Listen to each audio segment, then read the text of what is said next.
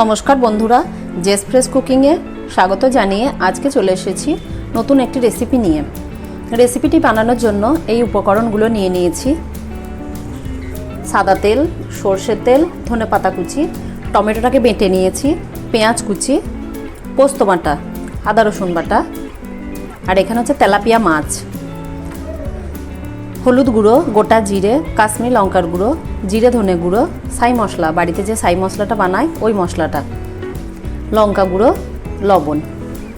এরপর মাছগুলোকে ভেজে নেব। মাছগুলোকে লবণ এবং হলুদ দিয়ে ভেজে নেব। অল্প পরিমাণে একটু হলুদ দেব, হলুদ গুঁড়ো, লবণ দেব। এবার মাছগুলোকে মিশিয়ে নেব।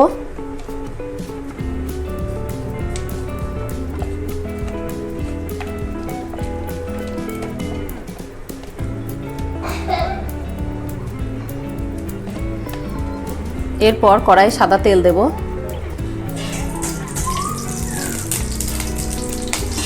তেলটা গরম হয়ে গেলে মাছগুলো ভেজে নেব। তেলটা গরম হয়ে গেছে, এবার মাছগুলো ভেজে নেব, তেলাপিয়া মাছগুলো।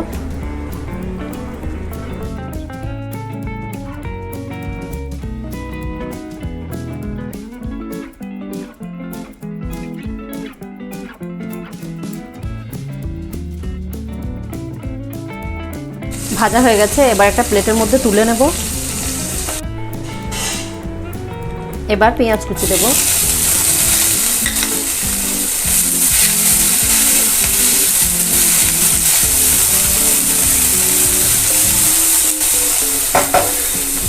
অল্প পরিমাণে একটু সর্ষের তেল দেব।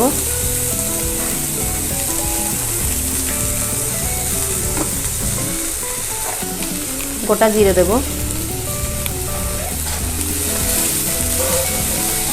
পেঁয়াজটা ভাজা ভাজা করে নেব। পেঁয়াজটা ভাজা হয়ে গেছে, এবার আদা রসুন বাটাটা দিয়ে দেব।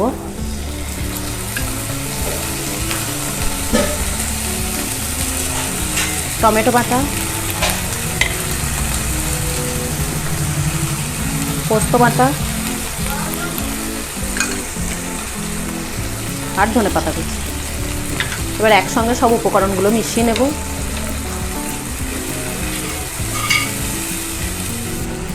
স্বাদ মতো লবণ দেব, জিরে ধনে গুঁড়ো, ছাই মশলা, হলুদ গুঁড়ো,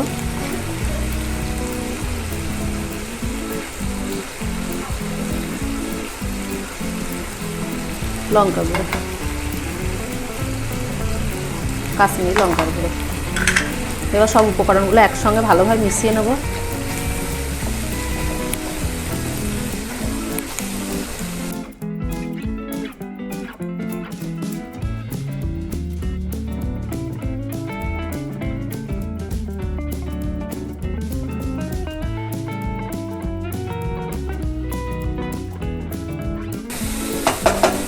মশলাটাকে ভালোভাবে কষিয়ে নেব। অল্প পরিমাণে একটু জল দেব।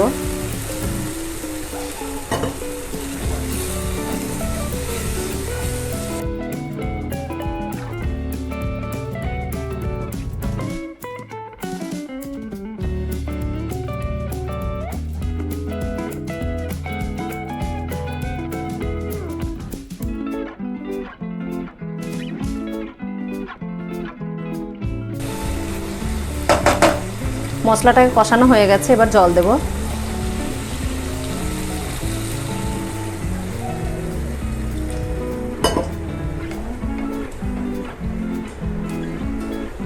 ঢাকা দিয়ে দেব। ফুটে উঠলেই মাছগুলো দিয়ে দেবো, ভাজা মাছগুলো।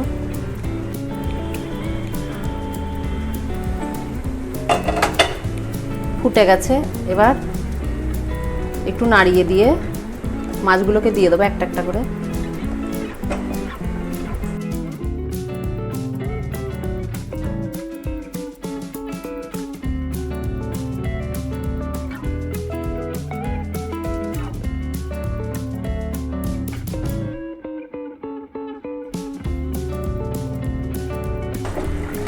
এবার ঢাকা দিয়ে রান্না করে নেব।